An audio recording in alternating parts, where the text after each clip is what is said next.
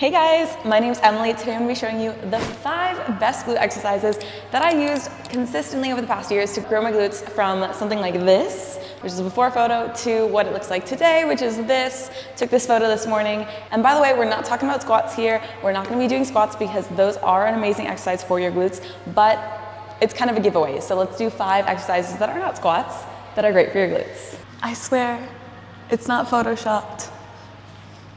In case you thought it was. Number 1 is gonna be your barbell glute bridge, so let's go.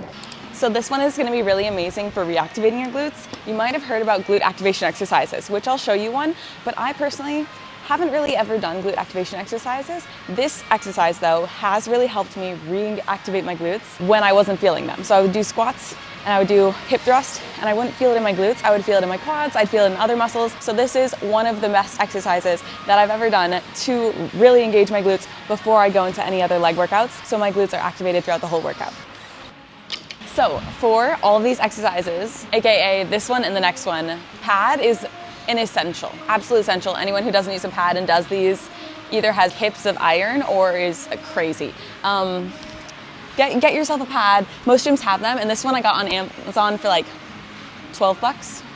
Cheap. For the barbell glute bridge, easiest way to get into this one is sitting on the floor, just rolling the barbell over you, and then we're basically gonna lay on the floor. I want my knees to form a 90-degree angle when I press my hips up. So that means I'm gonna walk them kind of close to my butt, and then after that, I'm gonna drive my heels into the floor, press my hips up, and then come back down. When I press up to the top, you can see my knees are now at a 90-degree angle.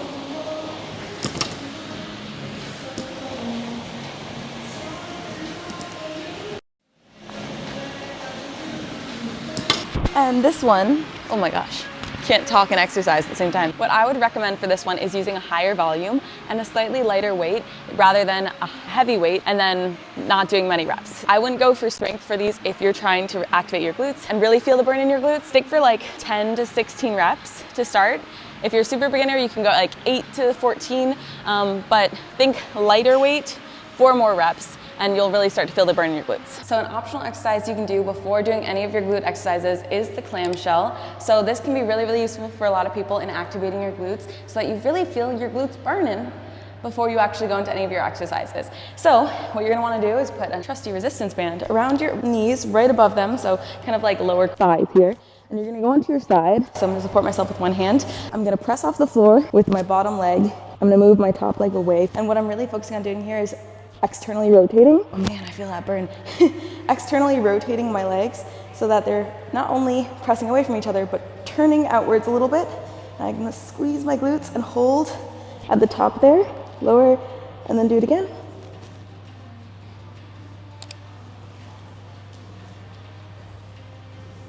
And then you do both sides.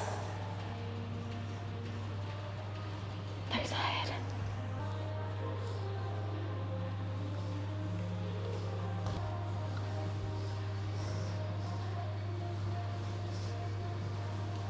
So you can do that one before you go into any of your other exercises, and it can really help you isolate your glutes.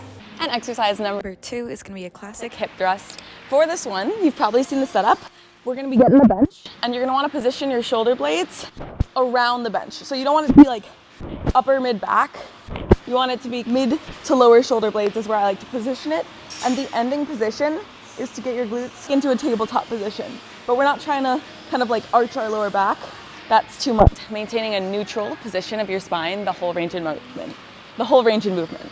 Can't talk today. So, see how my spine here from like the hips to my shoulders remains straight, light posterior tilt, which means instead of my back being arched like this, tucking my hips under. And so when I have the barbell on, I'm gonna go up like this, and this is about as far as I need to go before my glutes are fully locked out.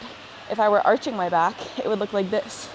And that is not gonna be good because we're not putting load on our glutes as much as our lower back, and we don't want that because that's not good. It's gonna cause injuries. Grabbing my trusty pad here. When you put your feet out, it should be at a distance where you're gonna hit a 90-degree angle. When you press up again, you can tilt your feet slightly outwards. And then when you drive up into the floor, I like to think about squeezing my glutes. Come back down. See how I'm looking forward the entire range in motion? So my head doesn't go up and look at the ceiling. I'm still looking forward.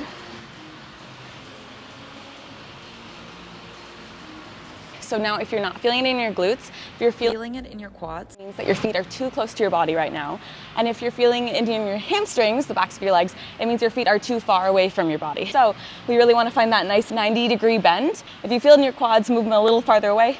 If you feel in your hammies, bring your feet closer to your body. I've never talked this much in my life. And exercise number 3 is going to be classic RDLs, Romanian deadlifts. So for this one, just grab a bar. And this is a hip hinging movement, which means I'm sending my hips backwards. And then the exercise is me squeezing my glutes to return to this upright position. So the biggest tip ever for these, and also all of your glute exercises, is think about having a piece of paper between your feet.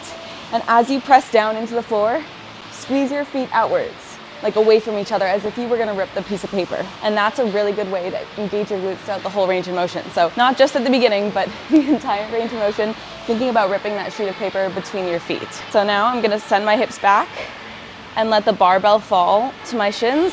See how I'm keeping the barbell nice and close to my shins? I'm not letting it fall out in front of me. If I do this, it means I'm using too much of my lower back. We don't want that. So if you're feeling back pain in RDLs, one possible thing is your barbell could be coming too far away from your body. So just keep it nice and close at the shins, and really think about sending your hips all the way back and feeling a stretch in them. So I send them back here, and I can really feel them in the stretched position. You don't need a lockout like this or anything at the top.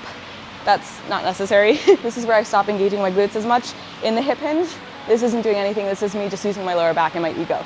So we want to keep that barbell nice and close. Send the hips nice and far back. Feel the stretch. Only go as far down as until you start to feel it in your hamstrings. I'm using my hamstrings now. So I don't want to go that low for me. I want to really send my hips back and then squeeze my glutes.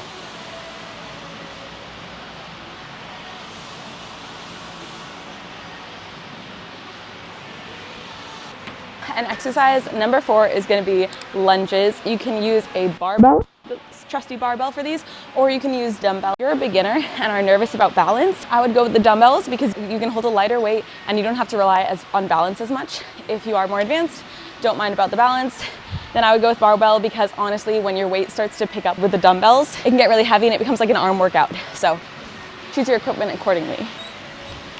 You can do walking lunges, or you can just do standing alternating reverse lunges. It doesn't matter that much, you feel it in both. So I'm going to show you the alternating reverse lunges because I have this convenient squat rack set up right here.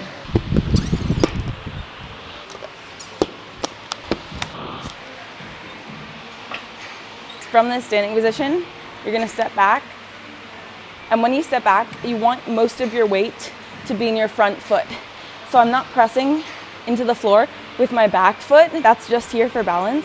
My front foot is really the main driver, and I'm specifically pushing with my glutes to stand back up.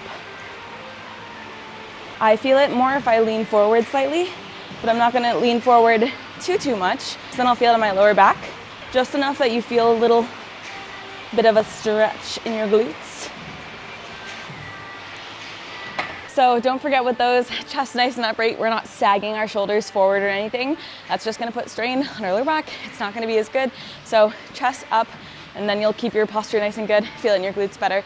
And for this one, I would stick anywhere between 14 and 20 reps or so total. That would be 7 to 10 per leg. An extra credit, because although I haven't done these in a hot second, I did use these a lot when I started to grow the glutes, which is when I was really focused on growing that peach. So for this one is our good old box step up, exercise number 5.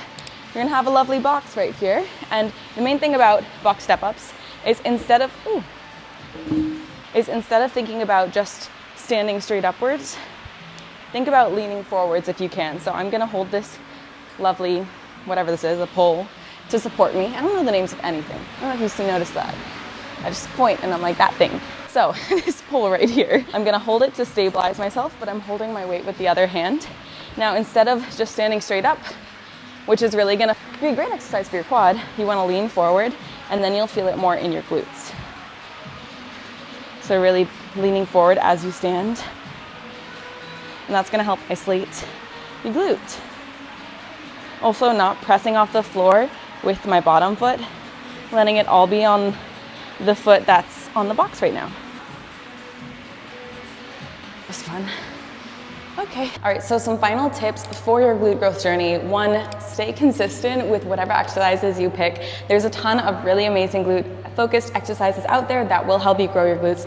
However, if you just kind of like pick and choose and do them sometimes and then like are really inconsistent, it's not really gonna do much. So the best thing is to pick a few that you're gonna stick with. Long term, y'all are in a committed relationship for the long game. So think about it like that. And number two is start with lighter weight where you really feel your glutes, and then over time, slowly make your weights harder and also add more reps. And then that's progressive overload, basically continuing to challenge your muscles over time so they actually grow. Because I know for myself, I was using the same weight for a hot second, like a bit too long. I was a bit too comfortable with my weighted hip thrusts, and what I really needed to do was add on that weight sooner to really challenge my glutes. So don't forget to make it harder with sets, reps, and weights. After tip number two is focus on the mind-muscle connection you have with your glutes. So not just doing the rep, just going through the motions, which is really easy to do, especially when you're caught up in the same consistent routine over a long time. It's easy to just forget about kind of like really engaging with your muscle, but mind-muscle connection, making sure you feel your muscle working through the range of motion is gonna help you so much more long-term, and you're gonna see better results. Final tip is